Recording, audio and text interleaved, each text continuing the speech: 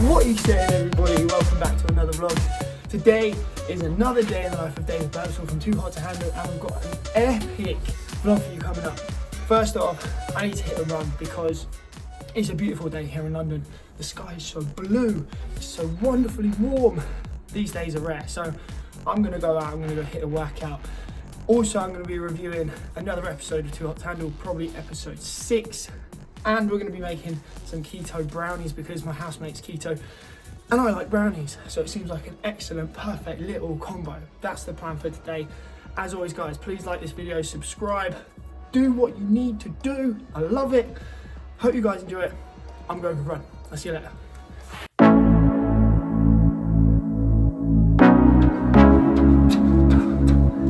Oh, that was a big run. So as you can see from my big red face, messy hair situation, I just got back from my run. I did 21 kilometers roughly, which is about half a marathon. The statistics, boom, roughly here. So like, that was actually one of my fastest runs ever. I've only ever run that distance twice before. And this year I'm just like building up to try and run a marathon. That is the aim for this year, is I want to run a marathon. I need to be honest though, I don't really like running. I'm not a runner. I much prefer going to the gym and lifting weights and doing that kind of stuff. But at the moment, when we're in lockdown, running something that's super accessible is something that everyone can do, that's free, and it gives you an opportunity to get out of the house. So, and then what I'll do for the last 20 minutes, I'll pause the podcast, get up some drum and bass, Sigma, Chasing Status, Wilkinson, those kind of guys, and just absolutely go for it. Because like, that energy just lifts me up, and I always end up like running in with that massive smile on my face and like a huge endorphin rush and just having like such a great time. I'm definitely need to go have a shower. I'll catch up with you guys in a bit. Oh. Let me in.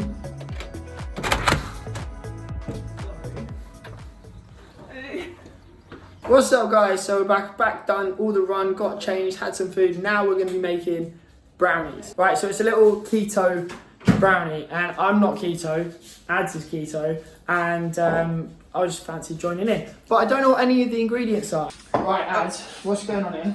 And then we have xylitol, which is basically a non-sugar sweetener. It's a polyol, right? Yeah, it's like an...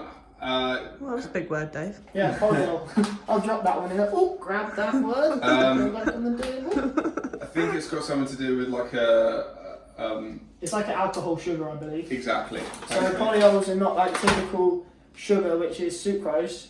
Polyols are a alcohol sugar, which means that when you break it down in your body, you don't get that spike in insulin. Yeah, exactly. which is good because These are coconut butter drops. Cacao butter nibs. Yeah. Oh my god, that smells good. Does it? They don't taste good though. Hence the reason you have xylitol to sweeten it. Yeah, that's not sweet at all. No. Dave smashing them off like they're white chocolate drops. They don't taste like white chocolate drops. They taste like butter. Spot. And they're not like breaking down in my mouth at all. It's like I'm still eating butter. Of course. So maybe we use these sparingly. We have actually had those for a very long time, given to us by Mama Birtwistle. Yeah. And I can see my mum gave them to me now. Yeah. So the current debate is on how much we make. Now we've got an ingredients list which says it makes 12, but we're not sure how big each of those 12 things are, and apparently I'm a growing lad. So you heard it here first, team.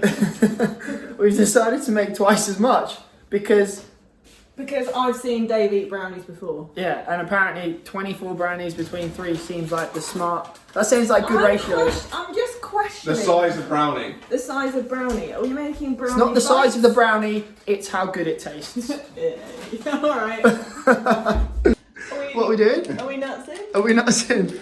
Always. Nut up. We're going nut up or shut up. Oh, we haven't created the oven.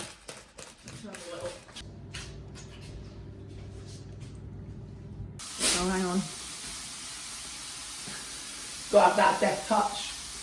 What are you saying? Are we good? Have we found the ankles?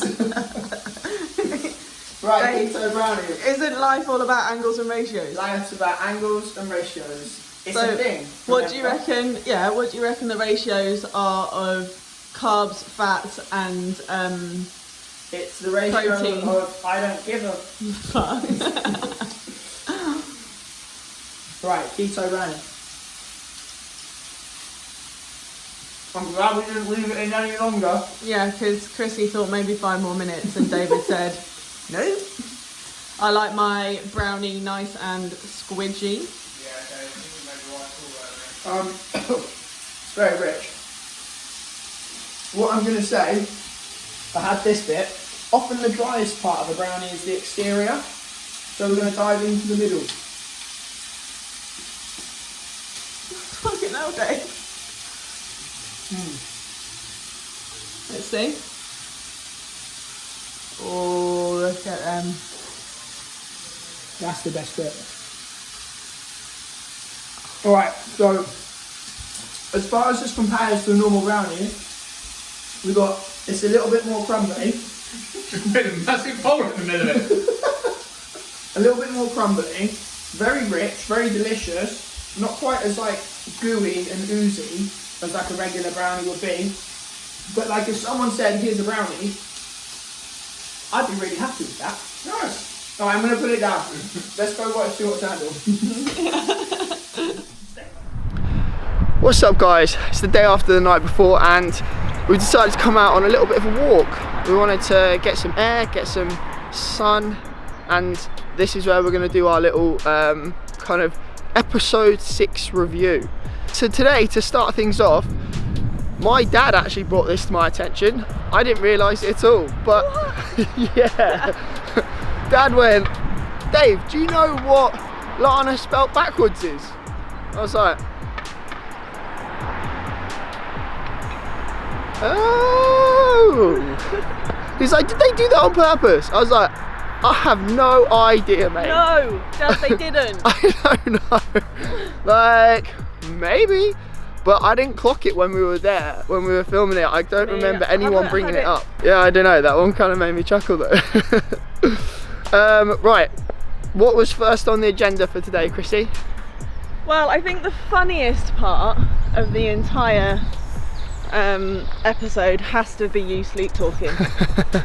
I legit thought that was hilarious. I cracked myself up doing that. It was so funny. Oh gosh. Waking up. It was the fact that you were literally having a conversation with someone because you were allowing them time to respond and reply. I know. And like fully animated. What's going on? I was like definitely having a conversation with someone. We'd just done the Heart Warrior challenge, hadn't we? And so I was like, you mean the Man Love Workshop? The Man Love Workshop. And we're just like, personal growth, personal development, bamboo. I cracked myself up so hard watching that. I remember in the morning, Harry and Francesca like saying about it, and I don't know if I fully took on board how funny it was. Was that the funniest moment that you guys thought? Like, that cracked me up so hard. But apparently I'm notorious for talking in my sleep. I had one of my mates, I've been on holiday before, dropped me a message yesterday and was like, yeah man, you did that loads when we went to Thailand.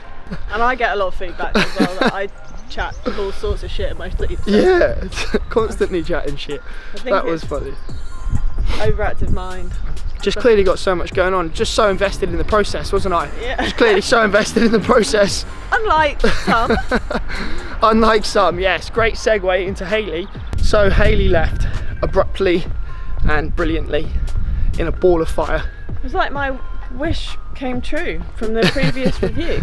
Yeah, exactly. Right, I'm bored of this chick. She needs to go. Well, go. You know what's amazing is that even just in that one moment, it completely changed the tone and the feel and the energy of the group. Like, Hayley's negativity almost like infected the group, and she leaving, it was like Harry said, what's that smell? It's positivity. Because moving on nicely, Harry and Francesca had sex. Yeah. Were you shocked? No, I wasn't shocked actually, because they obviously have like natural chemistry, and I think that they'd invested the time to have the conversations they needed to have in order to make that more meaningful, and they both left the private suite feeling that way about it, which felt like they'd made progress. Yeah, they cost me $20,000. Yeah, but you know what, that made me ask a few questions, which was like, have you guys even had the conversation about who like gets what money? Like, if you didn't cost the group any money, I sort of feel like but even how could they not cost the group money if there's 10 of us? Well, the problem is that Lana doesn't know. Lana hasn't told us. We don't know. We don't know what the distribution is at all. She doesn't tell us. Actually begs the question that the people that have left, Hayley and Matt, do they even get any of it? Well, we haven't. They didn't stay to the end. And do the new joiners get an equal distribution, even though they haven't had to abstain for as long as you guys? And there we go. And there are going to be some questions that we will answer on the 8th episode review. We haven't talked about it yet, but Matthew left. Really, I was actually a bit sad about that. I haven't really been watching all of it, sorry to interject, but Matt was a cool guy. I was a fan of Matthew, so props to Matt. Yeah, he definitely brought a special something to the group. He had some maturity, he had some depth of character, he was a thinker, and he gave perspective to the things that we were talking about. Yeah, he had a cool energy and a cool vibe, and was like measured, I would say is quite a nice way to maybe describe him. He was a bit more measured sometimes with the way that he emoted and conveyed what was going on. So yeah, I dug Matt. Yeah. So Matt, if you're watching, nice work, bro. Yeah, I was really gutted. Like, you could see it was a pretty emotional time for all of us, because Matt was such a pinnacle part of the group, and like, we all got really upset. The thing that you guys probably don't see is that, you know, we'd been in that process for like 3 weeks at that point, and we'd been through some stuff. Obviously, we'd done the Heart Warrior retreat workshop, the Man Love workshop, as Christiane puts it, and like, we'd had some really deep conversations, and like, when you're in that environment, it feels like forever. And you know, like, Matt doesn't live in England. Him leaving that retreat, I knew, like, damn, this is kind of the end of this portion of our time together, and it's not going to be ever again probably that we're going to be able to spend this much time together. And that was genuinely sad. It's surprising how much of a connection you build up with someone in such a small time when you're in that environment with them. And yeah, you could see the guys were really upset from Matt leaving, and it was so abrupt. I had no idea. Again, boom, genuine reactions, genuine sadness. It was definitely a shock.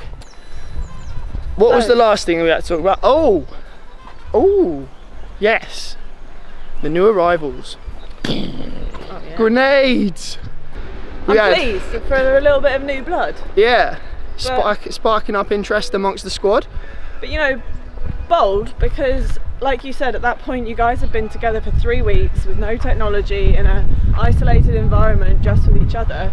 Like, to come new into that group, that's an interesting situation to be in. Like, with a lot of existing relationships, you could see the look on some of the girls' faces, you know, with maybe feeling slightly threatened, or like they could be threats ahoy to the new relationships. Francesca definitely seemed threatened by the new arrivals.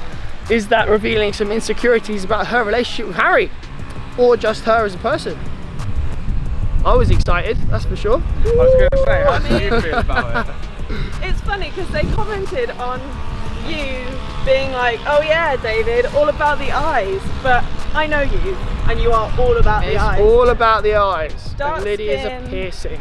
And bright blue eyes. Anything that's slightly unusual, and she's got a very interesting look about her, and that is very much your type. So yeah, I mean, you see early doors I called shotgun, and I just wanted Kels to know that he had no fucking chance from the get-go. And that was actually one of your better lines. That made me chuckle.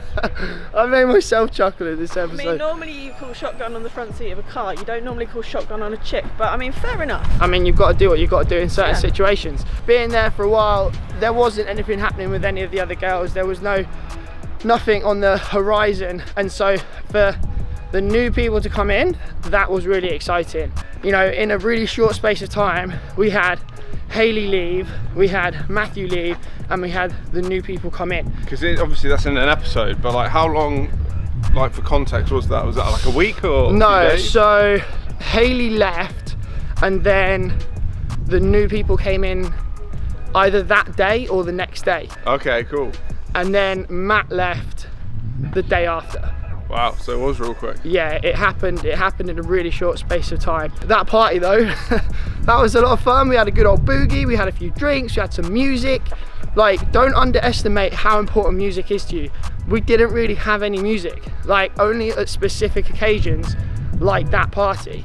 And the reaction of the group to music when Bryce isn't playing the piano is big. Like, you can see it in our faces. We had such a good time that night. Did you feel an immediate chemistry with her that was on a kind of two-way street? I know you had an initial attraction, but did it immediately feel reciprocated? Yeah, it seemed like it. Like, we got on very well straight away. Like, conversation was easy, banter was flying. We were like definitely kind of vibing on each other. So it seemed pretty go from the start. There And it was genuine from your side, wasn't it? Yeah, 100%, man. Yeah, I could definitely have a soft spot for Lydia, and there was nothing faked about it. There was nothing like created. It was very, very much like, oh my God, you know, like, describe the kind of girl that I would normally go for. Dark skin, dark hair, light eyes, bubbly, fun, energetic. That's Lydia. So it was kind of like, okay, cool. You just put me through this crazy experience, Heart Warrior Challenge, spent 3 weeks becoming a better person and opening up, and then you like drop this girl in front of me that is on paper like exactly the kind of girl I'd normally go for. So let's see how it unfolds. Let's see how it all unfolds. Yes. So we've done episode 1, 2, 3, 4, 5, 6. We actually haven't done a review of episode 4, which we will do at some point. And yeah, check in again soon for another episode review. We've got number 7, number 8 coming up. I'm excited. And team, you know what to do. Smash that like button, subscribe to the channel, do what needs to be done. No, we're not going to cross the road. Thanks so much for watching, team. Much love from me, much love from Chrissy, much love from Adam. Peace. See you later.